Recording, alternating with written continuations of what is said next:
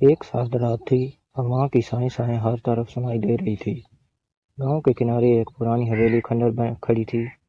لوگ کہتے تھے اس حویلی میں بھوتوں کا بسیرا ہے، مگر احمد ضدی آدمی تھا، وہ سچ جاننا چاہتا تھا۔ اس لیے اس نے فیصلہ کیا کہ آج رات وہ وہیں گزارے گا۔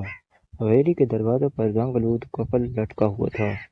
جیسے ہی احمد نے دھکا دیا، دروازہ چرچراتے ہوئے کھل گیا۔ اندر اندھیرا اور بسیدہ فرش اس کا استقبال کر رہے تھے۔ مکڑی کے جالے، ٹوٹی کھڑکیاں اور نمی کی بدبو ہر طرف تھی، لیکن سب سے پرکشش چیز ایک کونے میں رکھا پرانا آئینہ تھا۔ آئینے کا فریم سونے کے رنگ کا مگر ٹوٹ پھوٹ کا شکار تھا۔ احمد قریب گیا اور خود کو غور سے دیکھنے لگا۔ اس نے نوٹ کیا کہ عکس بالکل صاف نہیں ہے۔ اس کی آنکھیں آئینہ میں دھندلی اور عجیب سی لگ رہی تھی۔ پھر اچانک آئینے میں عکس ہلکی مسکراہٹ کرنے لگا۔ احمد کے رونگٹے کھڑے ہو گئے۔ اس نے فوراً اپنا چہرہ سنجیدہ رکھا، مگر آئینے میں عکس اب بھی مسکرا رہا تھا۔ اس کے ہاتھ کانپنے لگے، پسینہ ماتھے پر آ گیا۔ وہ پیچھے ہٹا، لیکن نظر آئینے سے نہ ہٹا سکا۔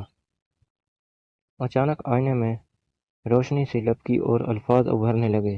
احمد نے قریب جا کر پڑھنے کی کوشش کی۔ آئینے پر لکھا تھا، انسان کا اصل چہرہ وہ نہیں جو آئینے میں دکھائی دے۔